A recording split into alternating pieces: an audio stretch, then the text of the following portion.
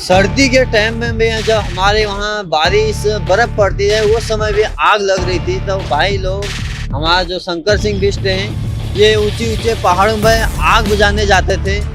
तो हमें भी कहीं ना कहीं पीड़ा हुई कि इस जंगल को जलने से बचा रहा है भाई, क्यों ना हम इसके साथ दें। उत्तराखंड जब तक नहीं बचेगा, उत्तराखंड के जंगल जब तक नहीं बचेंगे तब तक हम बैठेंगे नहीं।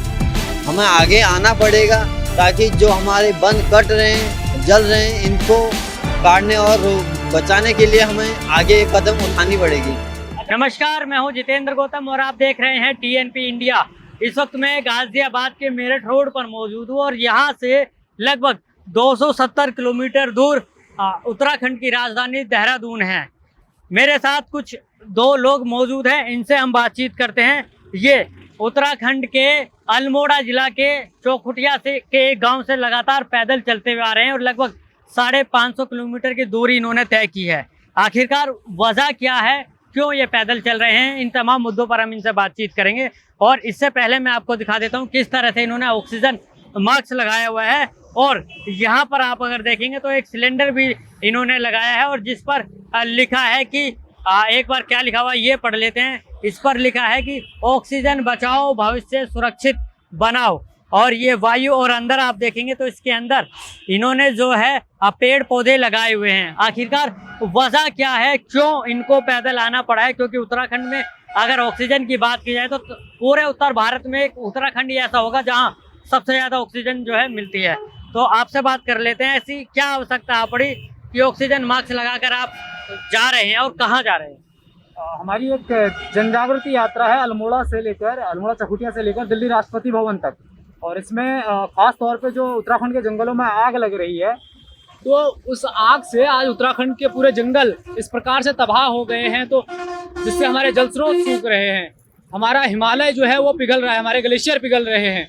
तो इसको लेकर हमने यात्रा निकाली, एक जन जागृति यात्रा निकाली और राष्ट्रपति भवन तक जाएंगे। अच्छा, राष्ट्रपति भवन तक आप जाने वाले हैं, क्या वहाँ के किसी अधिकारी से कोई बातचीत हो पाई है अभी तक? ऐसी बातचीत तो नहीं हुई है, लेकिन हमने अपॉइंटमेंट लेटर वगैरह डाले हुए हैं और इन्फॉर्मेशन दी हुई है, सब कुछ किया हुआ है और पूरी उम्मीद है कि मुलाकात होगी। अच्छा, कब आप चले थे ये बताइए। हम 1 अप्रैल को चले थे जी। अब तक लगभग कहाँ कहाँ आप रुके हैं, और जो आपका जैसे आप चलते हैं तो खर्चा पानी भी होता होगा, वो किस तरह से आप मैनेज कर रहे हैं? अभी रुकने की बात करें तो हम पहले दिन जैसे चौखुटिया से चले तो आगे होते हुए गैरसैंण होते हुए हम आगे निकले, कर्णप्रयाग, देवप्रयाग, श्रीनगर और ऋषिकेश, देहरादून होते हुए और फिर मेरठ आए कल। आज गाजियाबाद में है। और खर्चे पानी की या खाने पीने की बात हो तो लोगों का सहयोग मिलता है काफ़ी अच्छा। जैसे कुछ जान पहचान के लोग होते हैं या कोई अन्य लोग होता है, गाँव के लोग होते हैं, नहीं होता है तो धर्मशालाएँ हैं, मंदिर हैं, तो इस प्रकार से चलता है। अच्छा, ये बताइए, आप पूरे रास्ते में आए हैं तो क्या कोई एक आधा ऐसा नेता आपको मिला हो या कोई मंत्री आपको मिला हो जिन्होंने आपके इस काम को सराहा हो? जी बिल्कुल, हम उत्तराखंड के मुख्यमंत्री जी पुष्कर सिंह धामी जी से मुलाकात करके आए। अच्छा, उनका क्या कहना था जब आप आए? वो भी इस मुद्दे को मानते हैं कि वाकई ये समस्या बहुत गंभीर है। उन्होंने कहा कि इस ओर हमको ध्यान देना होगा, तो उनको भी हमने ज्ञापन सौंपे हैं जी। चलिए, एक और है हाथों में तिरंगा लेकर ये चले हैं, इनसे भी पूछ लेते हैं। क्या नाम है आपका? मेरा नाम प्रमोद सिंह बिष्ट। अच्छा, ये बताइए, मन में कैसे आया कि राष्ट्रपति भवन जाया जाए और वहाँ जो है राष्ट्रपति जी से बातचीत की जाए उत्तराखंड की ऑक्सीजन के लिए? ये मन में ऐसा आया कि जब भाई गांव में पर्यावरण के पीछे लगे रहते थे और गांव में फायर सीजन का टाइम था, और जब सर्दी के टाइम में भी जब हमारे वहाँ बारिश बर्फ पड़ती है वो समय भी आग लग रही थी, तो भाई लोग हमारा जो शंकर सिंह बिष्ट हैं ये ऊंचे ऊंचे पहाड़ों में आग बुझाने जाते थे।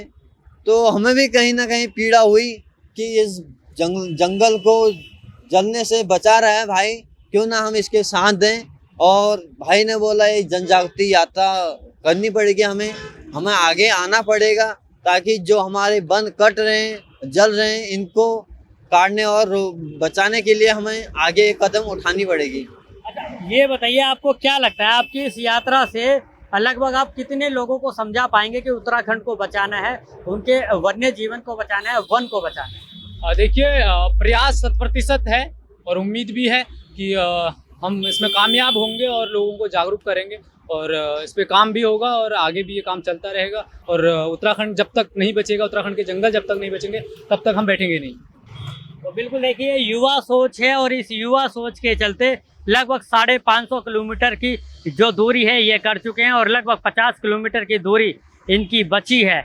और ऐसे में इनकी जोश की सराहना भी करनी पड़ेगी कि जहां एक और आज के समय में युवा बच्चे अपनी एजुकेशन पर ध्यान देते हैं, अपने करियर पर ध्यान देते हैं, वहीं ये उत्तराखंड के बारे में सोच रहे हैं, ये अपने प्रदेश के बारे में सोच रहे हैं कि क्या हमारा ये देश सुरक्षित रहेगा, क्या हमारा ये प्रदेश सुरक्षित रहेगा।